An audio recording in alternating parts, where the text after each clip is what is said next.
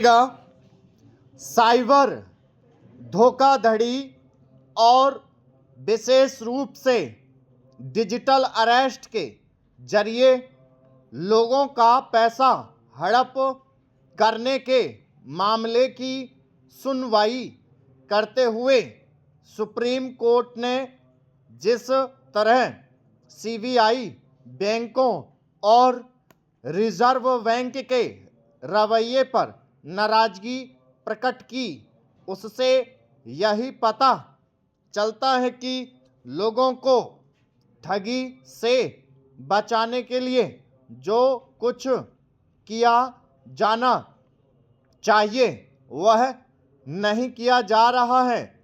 Supreme court की यह टिप्पणी तो बहुत ही गंभीर है कि कई मामलों और खासकर डिजिटल अरेस्ट के मामलों में बैंक अधिकारी आरोपितों से मिले होते हैं और इसी कारण साइबर ठग लोगों की जमा पूंजी आसानी से हड़प ले रहे हैं।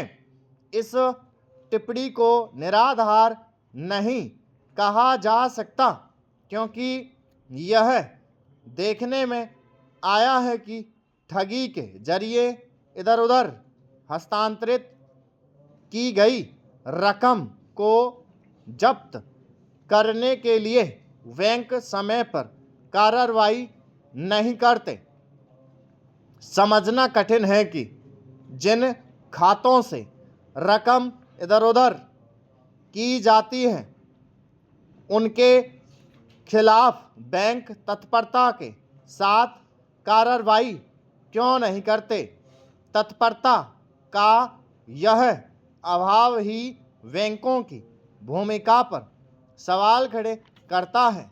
यदि बैंक कर्मचारी सतर्क रहें तो साइबर फ्रॉड के मामलों पर एक बड़ी हद तक लगाम लग सकती है। बैंकों के पास ऐसा कोई सिस्टम होना ही चाहिए कि यदि किसी खाते से निकली राशि आनन फानन एक के बाद एक कई अन्य खातों में स्थानांतरित हो रही हो तो वे उसका संज्ञान ले सकें। आम तौर पर ऐसा साइबर धोखाधड़ी के मामले में ही होता है। ऐसे में सुप्रीम कोर्ट की ओर से रिजर्व बैंक को ऐसे निर्देश देना आवश्यक हो गया था कि वह जिन खातों से धोखे से निकाला गया पैसा इधर उधर किया जाता है उन पर संबंधित बैंकों की जवाबदेही तय करे। आखिर अभी तक ऐसा क्यों नहीं किया जा रहा था?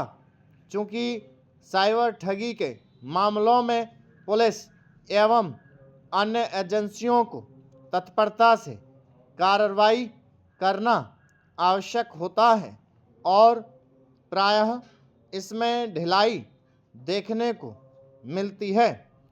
इसलिए सुप्रीम कोर्ट को सीबीआई को भी निर्देश देना पड़ा कि ऐसे मामलों में तेजी से कार्रवाई की जाए।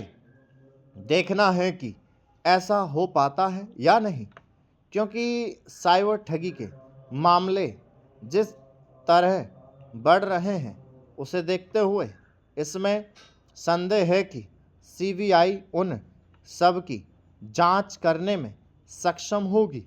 स्पष्ट है कि पुलिस को भी साइबर ठगी के मामलों की जांच में समर्थ होना होगा। सुप्रीम कोर्ट ने साइबर ठगी रोकने के लिए गृह मंत्रालय, रिजर्व बैंक और टेलीकॉम अथॉरिटी के बीच तालमेल बढ़ाने की आवश्यकता जताई और इस संदर्भ में स्टैंडर्ड ऑपरेटिंग प्रोसीजर पूरे देश में लागू करने के निर्देश दिए। स्टॉप